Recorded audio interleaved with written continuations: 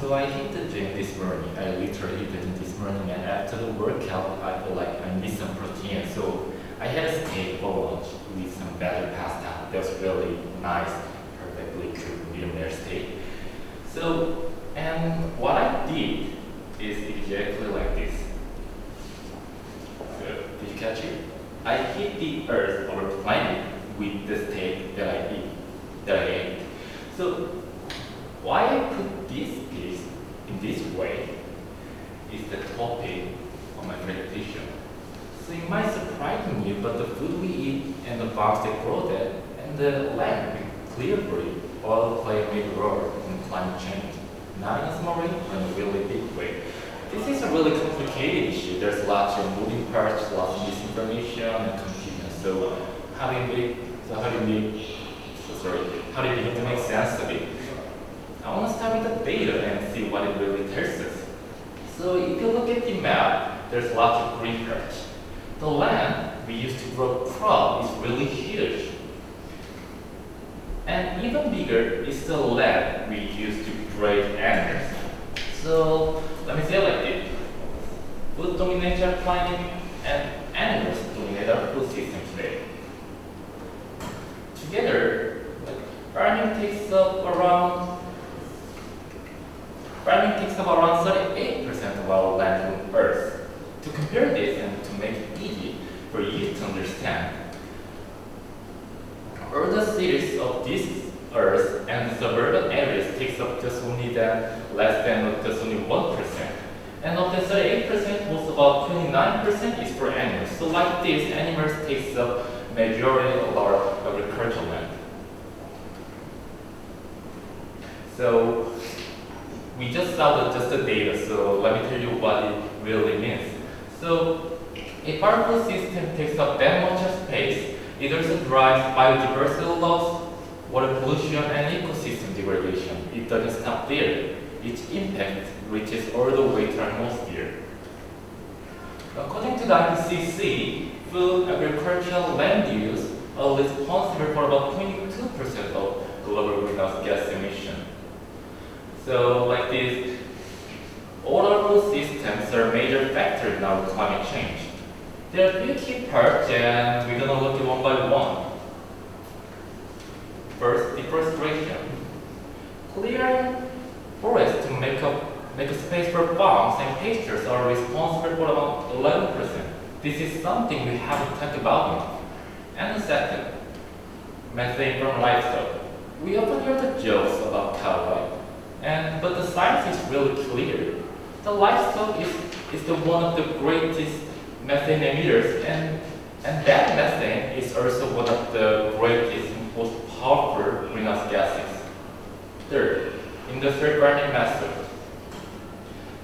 Overusing fertilizers and mismanaging soil doesn't just hurt the land. It also releases nitrous oxide and other emissions. And finally, this is kind of surprising one, the rice.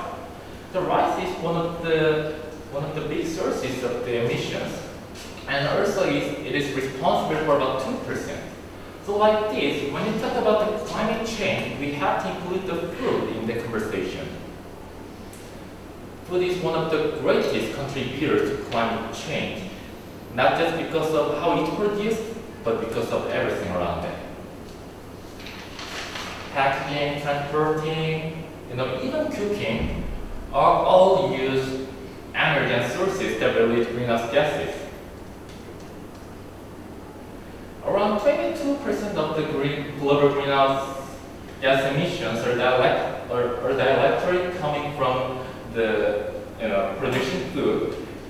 And if we add all related sources to that, our entire food system takes up about 34% of that.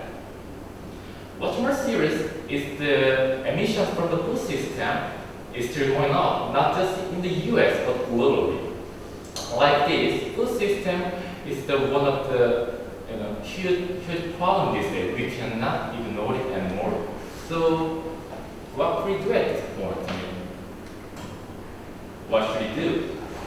The good news is we already know what to do. We don't need a brand new technology to get started.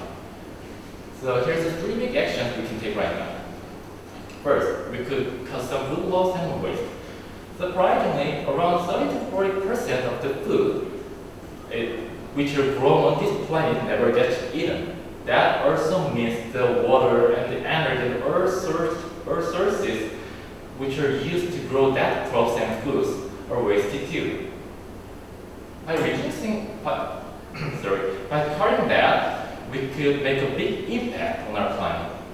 Second, we can shift our diet. We normally have animal-based food. I like the meat, but the animal-based foods are producing much more pollution than plant-based foods. Just look at the top things on this list.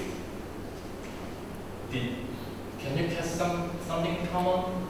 There are animal products, and also look at the beef at the top. It's literally off the chart. The beef emits 100 pounds of greenhouse gas emission just only for 1 pound of that. Third, we could just simply protect our ecosystems. I don't just mean stopping deforestation, but we are using too much fertilizer right now. If you look at the map, you can see some yellow areas and green areas. These regions are using way too much fertilizer right now.